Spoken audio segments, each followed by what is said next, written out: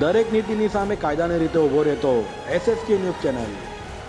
ઉધના પોલીસે ઘરફોડ ચોરી કરનાર આરોપીને ઝડપી પાડી તેની પાસેથી મુદ્દામાલ કબજે કર્યો હતો।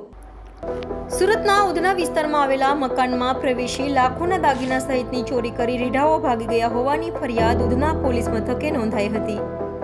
જે ફરિયાદના આધારે ઉધના પોલીસે તપાસ હાથ ધરી સીસીટીવી સહિતની ચકાસણી કરી લાખોની ઘરફોડ ચોરી કરી ભાગી છૂટેલા રીઢા ઘરફોડ ચોર એવા મૂળ યુપીનો અને હાલ વલસાડના ઉમરગામ ખાતે રહેતા વિજય બહાદુર ઉર્ફે ગુડ્ડુ ઉર્ફે આર્યન શ્રીરામ સરોજને ઝડપી પાડ્યો હતો અને તેની પાસેથી ચોરીમાં ગયેલ મુદ્દામાલમાંથી 1,23,000થી વધુનો મુદ્દામાલ કબજે કરી તેની વિરુદ્ધ કાયદેસરની કાર્યવાહી હાથ ધરી હતી।